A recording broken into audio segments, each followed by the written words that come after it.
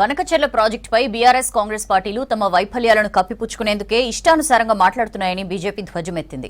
బనకచెర్ల ప్రాజెక్టుకు పర్యావరణ అనుమతుల్ని కేంద్రంలోని బీజేపీ ప్రభుత్వం నిలిపివేసిందన్నారు ఆ పార్టీ రాష్ట్ర ప్రధాన కార్యదర్శి కాసం వెంకటేశ్వర్లు. హైదరాబాద్ బీజేపీ ఆఫీసులో కాసం మాట్లాడారు.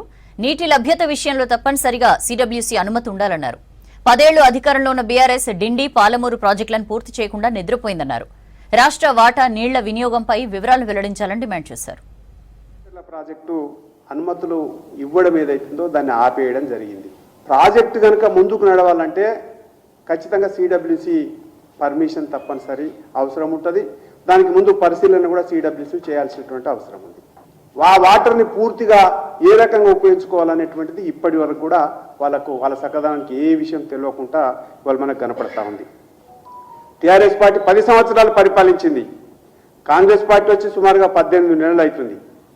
అసలు 299 టీఎంసీల మనకున్నటువంటి హక్కులో ఇప్పటి వరకు రాష్ట్ర ప్రయోజనాల కోసం నీటి వినియోగం ఎంత జరుపుకున్నామో దమ్ము ధైర్యం ఉంటే కాంగ్రెస్ పార్టీకి అప్పుడున్నటువంటి బీఆర్ఎస్ కేసీఆర్కు ఇప్పుడు చెప్పాల్సినటువంటి అవసరం ఉంది. తెలంగాణ ప్రజలకు కేసీఆర్, రేవంత్ రెడ్డి నీటి వినియోగంలో ప్రాజెక్టుల విషయంలో కూడబలుపుకొని తెలంగాణకు ద్రోహం చేస్తూ ఉన్నారు.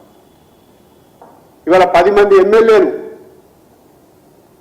టీఆర్ఎస్ నుంచి బీఆర్ఎస్ నుంచి కాంగ్రెస్ పార్టీలో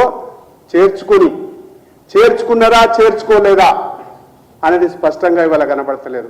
ఒక ఆయన ఓ రోజు కాంగ్రెస్ పార్టీ కండువ కప్పుకుంటాడు, మళ్ళీ తెల్లారి బీఆర్ఎస్ పార్టీ కండువ కప్పుకుంటుంటాడు. అసలు వాళ్ళు ఏ పార్టీలో ఉన్నారో ఇవాళ చెప్పలేనటువంటి దుర్మార్గమైన స్థితిలో తెలంగాణ ఉంది. అంటే దీని అర్థం ఏంటంటే 10 మంది ఎమ్మెల్యేలు ఈ పార్టీలు ఉంటుంది, ఆ పార్టీలు ఉంటుంది, మేమిద్దరం ఒకటే కదా అనే రకంగా ఇలా కాంగ్రెస్ బీఆర్ఎస్ దోబూసలాట ఆడుతున్నటువంటి పరిస్థితి మనకు కనపడతా ఉంది. ఒక్క ప్రాజెక్టు డిపిఆర్ కూడా పంపనోడు, నీటి వినియోగం ఏ రకంగా చేసుకోవాలో తెలియనోడు, నీ జిల్లాలో కూడా నీ ప్రాజెక్టులకు డిపిఆర్లు పంపించేసి అనుమతులు తీసుకొని అనుమతులు కోరనటువంటి వారిని నువ్వు ఏది పడితే అది మాట్లాడేసి భారతీయ జనతా పార్టీ నాయకుల పైన విమర్శలు చేయడం నీకు సిగ్గు అనిపిస్తలేదా అని చెప్పేసి మేము అడగదలుచుకున్నాం.